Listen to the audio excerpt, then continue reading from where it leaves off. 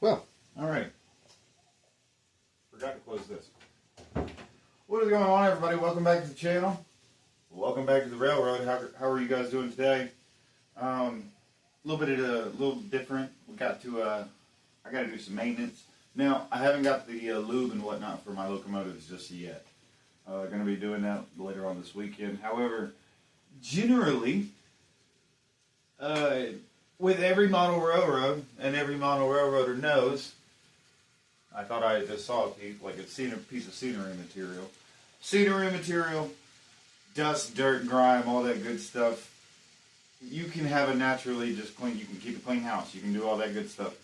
The thing about it is the electromagnetism that's generated in the rails from the electricity and all this good stuff, it's basically attracted to it, right? That's kind of how that works. So, oh yeah, Skyrim. Neither here nor there. Yes, I love that game. So, what I need to do is actually, this is a CSX 111. It's an AC 4400 CW. Both my AC 4400s, my ES 44, DC and AC, both my GEVOs for UP and CSX, because CSX is a DC GEVO. UP is the AC GEVO. And my SD40-2 and whatnot, 713, that chassis anyway, is a SD70M, flat radiator. All of these have been around and running for about a year, and they've been running solid, and so I need to go ahead and get some lubrication and whatnot, and I'm going to get that on a shirt, and go ahead and lube them up, and just do general maintenance. But, however, I've been looking at a lot of my rail cars and whatnot, and just from watching back some of these shorts, the slow-mo videos and whatnot, I cannot help myself.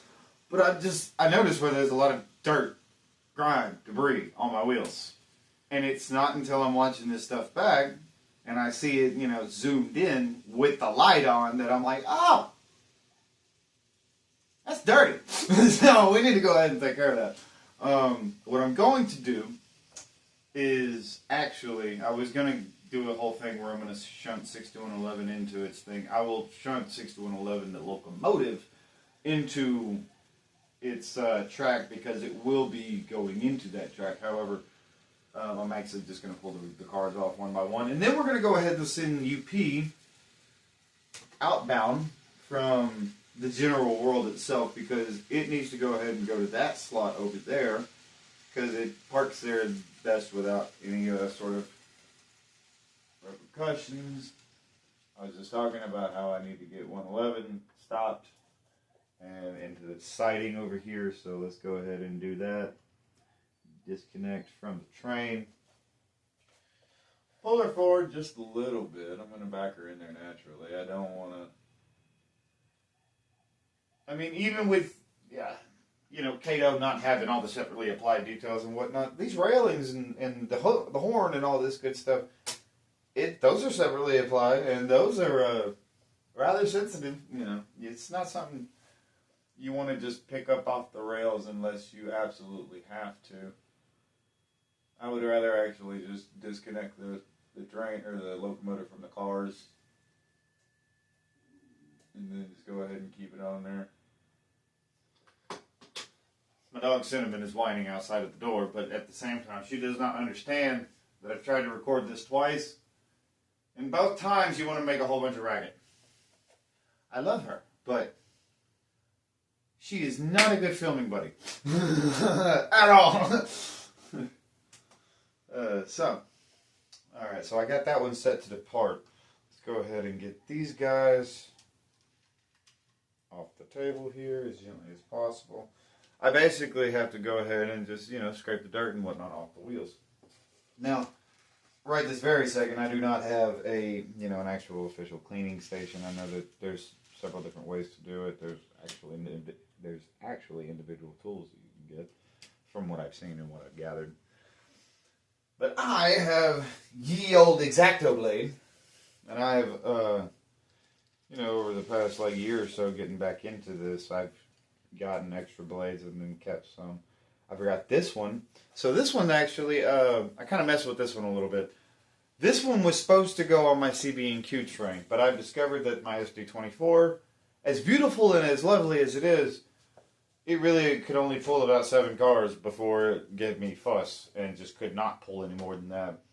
The slow speed motion and all that good stuff about the locomotive is really good and really sound, but it just doesn't seem like they're heavy enough, really. Like, it seems like that I would have to consist multiple locomotives together just to be able to pull a 10-car train. And my little Bachmann GP40s can do. I'm not going to go off on a tangent, but my little GP40s can do that with no problem at all. So, and I tested it the other night just for, S and gigs. When I had my full intermodal train running, whenever I was doing my layout, sort of like tour, if you will. After I got done filming, I was like, I wonder. So I took both CSX GP40s and hooked them up to the intermodal train, the full intermodal train. And yeah, they were pulling it around low speed, all that good stuff. Did not bother them.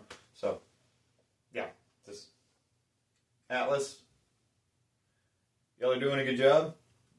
Weight your locomotives just a little bit more. Just add just a wee bit more weight to them, man. A wee bit more. Just so they pull just a little bit better. In DC, whenever you're trying to avoid consisting multiple locomotives together, just simply because you don't want to have the gears binding and all this good stuff. Yeah, I definitely need to go ahead. Want me to do that? You're going to get off and you're going to mess up my scenery. And this guy, this CSX caboose here, it did not have Rapido couplers on it. This actually came in the Bachmann Freightmaster starter set, and it had modern Bachmann couplers on it. I put those couplers on another car, and put Rapidos on it. I need to change all the couplers out. So, anyway, Union Pacific is ready to go. Departing.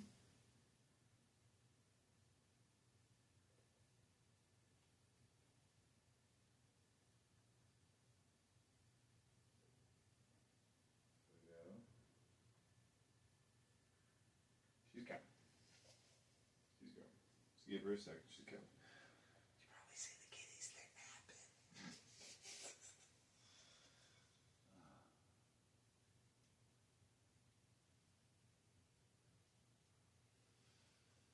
All right. Drinking some coffee in the red cup. I have not drank a drop of alcohol in a few weeks. So people would be happy to know that.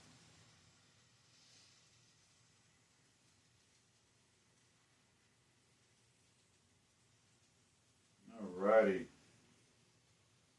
I have a couple really special things coming to be a part of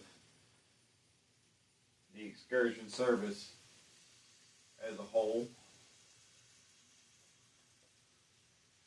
Not going to say anything about that just yet. But I love that excursion train, man. And I love all the lights. I flicked out the lights in the room the other night and was just watching it go around. And it got me thinking, I really need to go ahead. Alright, so whenever I get moved and it's rebuilt and all this good stuff, the Just Plug Woodland Scenics buildings and stuff like that light up, and yeah, we doing all that.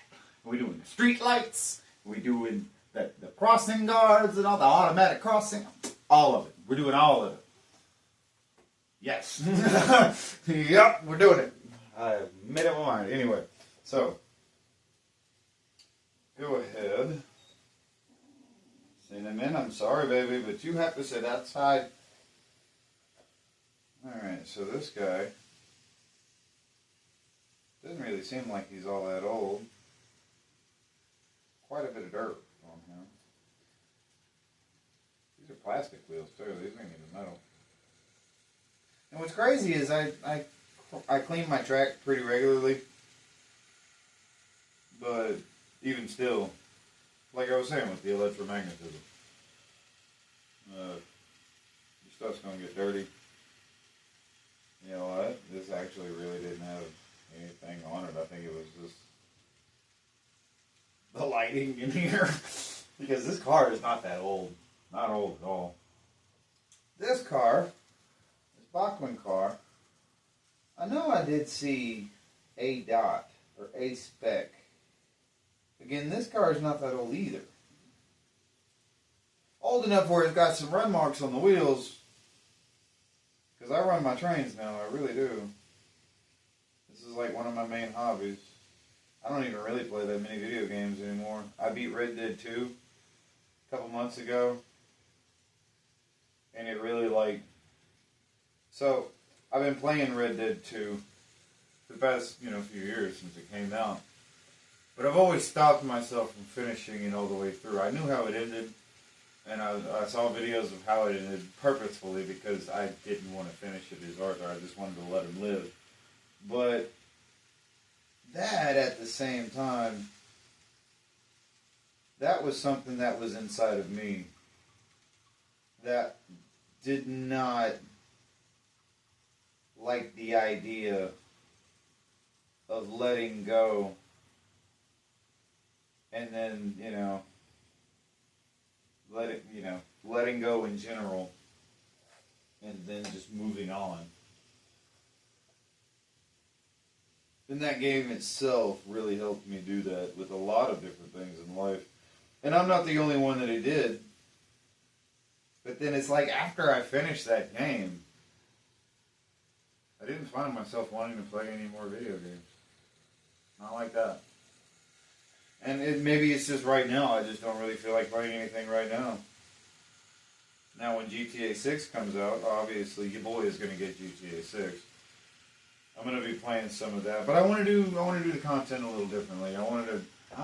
It's GTA, so it's only so wholesome that it can really be, right? But I want to do, there was a thing that I used to do years ago where it was like a Small Places series, and somebody else out there in the ether kind of took it over and did it better than I ever could, to be honest with you.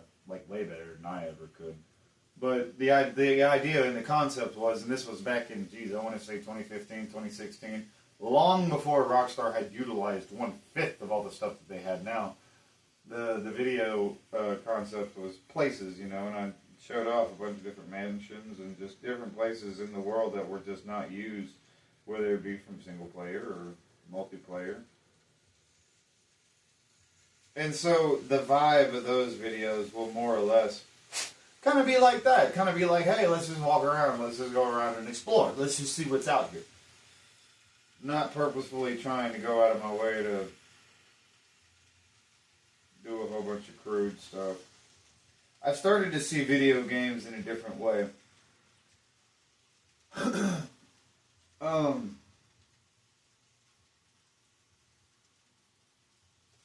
You know what's weird about a video game? The character within the video game in that world, right, is supposed to be like a living, breathing entity within that world. And in a way, you're possessing this character and making it do all of these things that it may or may not want to do. And in a way, it kind of gave me this weird introspective into, possession. And I just, whoa.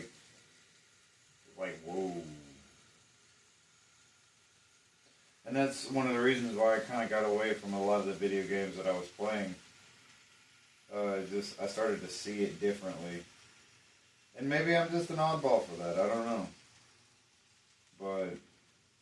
And I'm not saying no one should play a game because of, how I started to see things. It's just something I had noticed, and it was just like, oh, okay. Maybe I shouldn't be playing this stuff. Maybe I shouldn't be doing this because, for one, it amps amps my spirit up and whatnot, and gets me all adrenaline dumped in some ways. Especially DayZ especially can do that at certain times. And then you carry that energy, right, that you generated and gathered while you were playing that game. And then you basically carry that with you until it wears off. Or until you feed it some more by continuing to play the game. And I just, not to mention, I noticed that there was, outside of like Farming Sim, you know, there's games that I play that aren't outright destructive. But there are so many games that like are very destructive by nature, or you're doing something that's very destructive by nature. And granted, there is a time and a place for that, sure, yeah. I'm not discounting that at all. But I found myself having a desire to want to be more creative versus destructive, right? Not to mention, it's allowed me to do all this. Like, how are you guys? You know, here we are. And I'm also making an effort to look a little bit more presentable. I have gym shorts on, but we're not going to talk about that. I have a nice shirt on and a nice t-shirt. How are you? There you are. So I don't really need to do nothing with the CB&Q car because, like I said, it's actually got new wheels on it right this very second anyway. And this is what I do. I just take my X-Acto blade and I just get to scraping. Very gently, obviously. You don't want to go messing up your wheels. But just enough to get that grime off.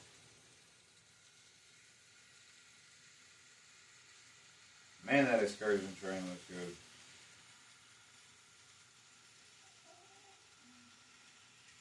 I would have 844 pull in her,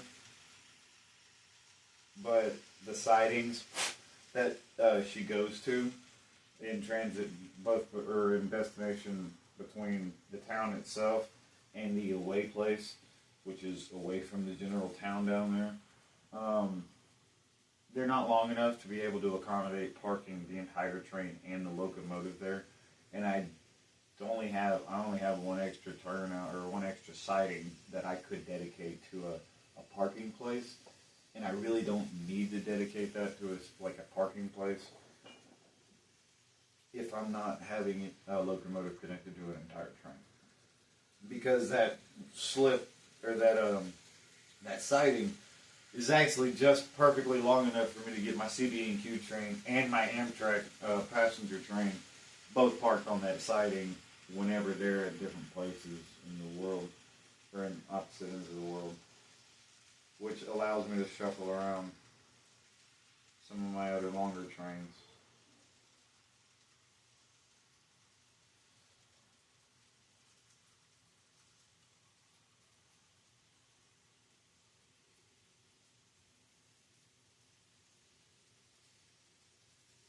Definitely be expecting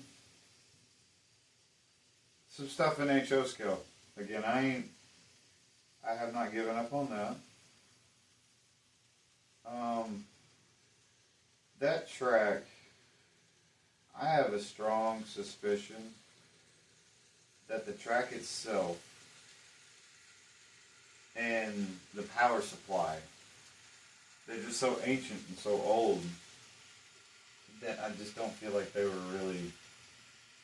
really up to the test. Maybe the power supply might have been better than I'm thinking, and I'll try it again. But that track though was just so. Please stand by with the HO stuff, and obviously right this very second it's not going to be much more than maybe a loop of track up underneath the table here, that underneath my M-scale layout that, but I'll still be able to display a few models and stuff like that until I can actually get something proper for HO.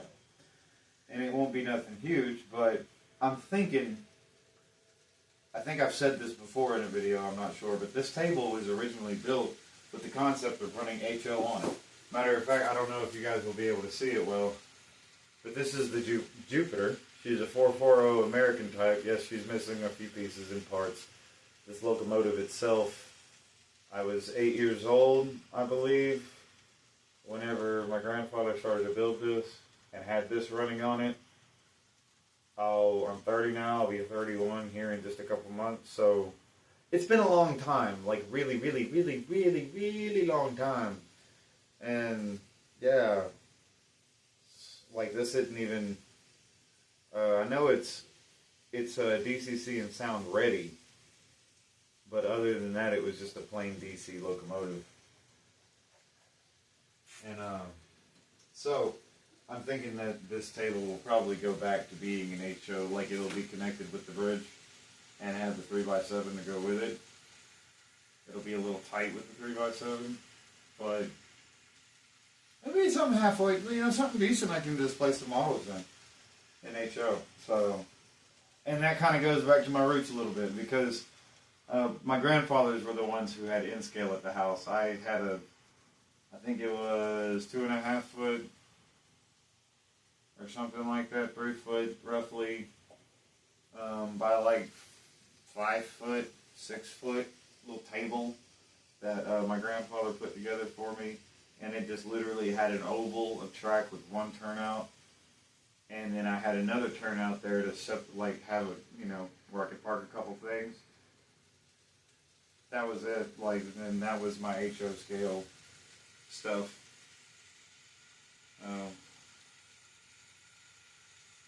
N-scale has always been, or N-scale is my thing now, but HO kind of like really got me into it, right? And since my buddy brought me back that HO scale set, and now I want to do something in HO scale, I've been looking at some of the stuff, and I'm just like, what? Holy crap! Like, if I thought the master line looked good in N-scale, like, wow! In HO scale, holy cow, man. And the Athens Genesis locomotives, what? Walther's Proto? Are you kidding me? Are you kidding me? Like, what? It basically, you are looking at the locomotive, it's just small. Like, that is basically the prototype. The shell of the prototype, anyway. That's what the outside of it looked like. And then they got, like, little people sitting inside of it. Are you kidding, man? Yeah. Yeah. Yeah, we're going to go back and we're going to do some HO scale stuff. Of course. Like, it is happening. It's not going to be on the level of the N-scale stuff. Or the N-scale stuff. Because I fell in love with N-scale. I love what you can do.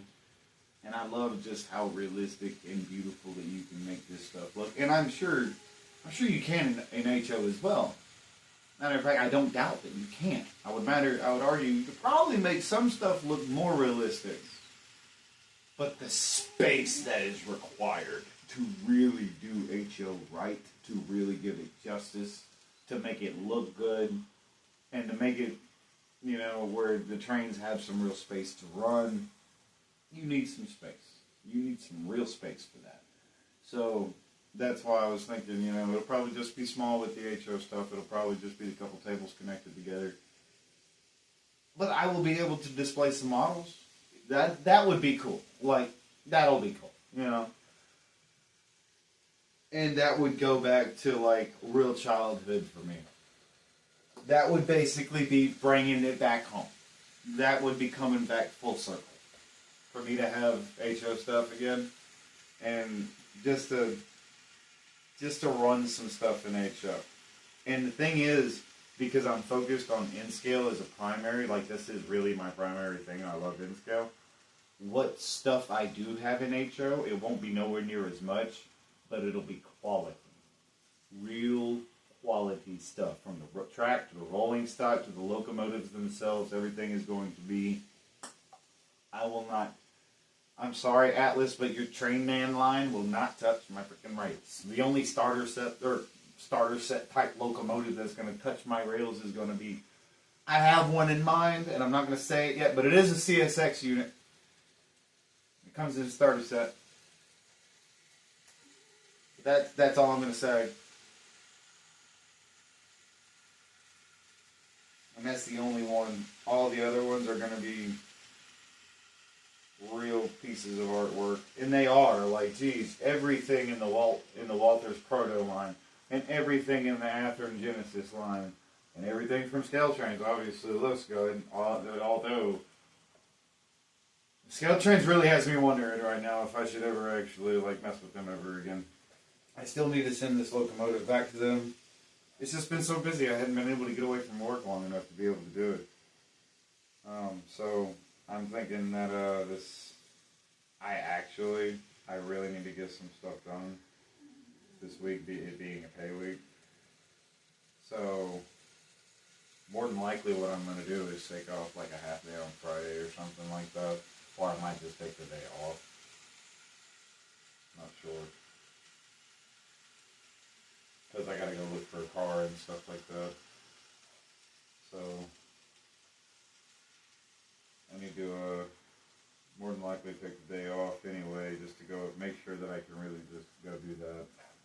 And then I can go ahead and go drop the locomotive off to the USPS, send it off in the mail, and then they can look at it and see what's going on with it.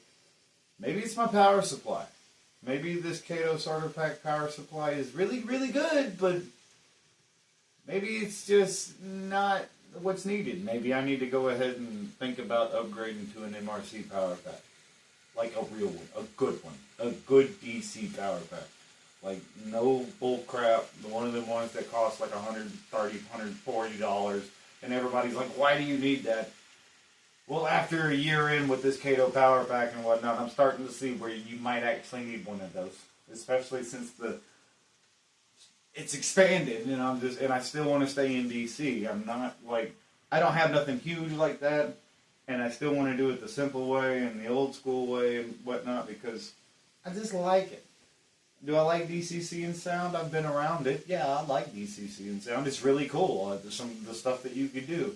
One of these, like I said, one of these days I'll get into DCC and sound.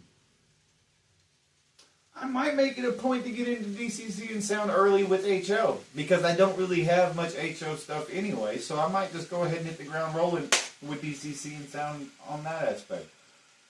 In scale, though, I've gotten way too much stuff to really be thinking about switching everything over right this very second because that started at $40 per decoder. And I do not know how to do none of this stuff. And I do not have the tools for none of that good stuff. So it would be a massive learning curve. And then I'd like a lot of money towards the tools and all this good stuff. So I don't know. I might just stick with DC for a while. It's more familiar to me. I know it. I know what I can do with it. I understand it a little bit better. And it's just real simple. Everything's cheap. Cheaper, rather. Nothing in this hobby is cheap. At all. But it is cheaper. It is much cheaper to run just plain Jane old school DC locomotives. And clearly in DC you can still get lights and stuff like that in your stuff. You can still get really nice stuff. I can still get buildings and all this good stuff and street lights and automatic crossing guards that cross things that come down and have sensor tracks and stuff like that still in DC. That's one thing I love about Kato is Japan primarily operates in DC. Excuse me. They got all of this stuff and it's primarily meant for DC. And it makes it just so easy. It does. It makes it so easy. So easy. I love Kato. Like, I love them. They're great. They make like getting into the hobby and staying in the hobby and just loving and existing and being around the hobby. Awesome. Kato, just love you guys. For real. I sound like a Kato salesman right this very second. And no, I genuinely like the product, like for real. Like if it wasn't for me finding Kato early, I don't think I would have stuck around getting back into this model stuff, because all of my grandfather's old Bachmans and old Atlases and stuff, everything ran like garbage. If it wasn't for this one Kato unit, this one right here, this Rock Island unit, and this thing will be fixed one day and it will run perfect again one day, so help me God. If it wasn't for this guy right here, I would not be like real headstrong about Kato as I am, and I wouldn't have stuck around in the hobby, and you guys wouldn't be seeing these videos right now. So it's not just me having to thank Kato. Everybody who likes this channel, likes watching my railroad, likes all this good stuff, you know who you have to thank? Kato USA. You got these people to thank, because these dudes are doing something for real. Like, it doesn't matter if everything doesn't have all these crazy separately applied details. Do I wish that they would have a separate line and do that? Yeah, obviously. But the mechanical reliability, the track ecosystem, all of this good stuff, you can't argue with it. Like, you just can't. And the problems that I'm having with my couple Kato locomotives, I really think it's just general maintenance. Probably there might be a piece of scenery material that creeped its way up in there. And really, I don't know. I haven't popped the shell off, and I don't really know what I'm doing. I gotta watch some tutorials, and I really want to wait until I get a couple tools, because I know I'm gonna need like real tiny screwdrivers and stuff like that, you know. And I don't really have that. Yeah, so I need to get that before I do with it. Okay. Coffee. Anyway, so that train clearly has been done for a second. I think I'm going to go ahead and end it here. I don't want to make the video like an hour long or anything like that. I have completed the task. We've hung out. We've enjoyed the train. And I have rambled and made a fool of myself. Anyway, love you guys. Hey, I'd like to genuinely thank each and every one of you. I know most people watch my shorts. There's only going to be a few people who watch this and have watched this far. But if you've made it this far, you are like a real supporter. You are the type of person that I really do this for. I appreciate each and every view. I appreciate each and every like. But just the amazing support that I have been getting and the love that I've been getting, I've been thanking God a lot as of late just for that, because I have been working towards it, yeah, but at the same rate, not really expecting much of it at all. And to see it just blossom the way it has been, it's really cool and it's really humbling, and I really appreciate each and every one of you. And you guys are awesome. I'm Model Mike. This is a railroad as of right this very second. And this has been Manifest Goods Manifest Goods Wheel Maintenance. Video number 1. I've got to go through both my coal trains, my other Manifest Goods train, my original intermodal train, and my hopper train, because not the full hopper, but the last 6 hopper cars, they need to be gone through. Oh, and my gas train. So, there's going to be more of these. Yeah, another video series. And then we're also going to get back into the general train dusting and all of that good stuff. It's been a little second. I need to do some dusting. However, I don't think I'm going to be doing the dusting on the rails and all this good stuff anymore. I'm probably going to be setting it off to the side like that. And I'll just have the camera over here while we're doing the dusting, because I don't want to get it all over the grass and all over the stuff and the scenery. And yeah, I just don't want to do that anymore. So, anyway, love you guys. Y'all take it easy.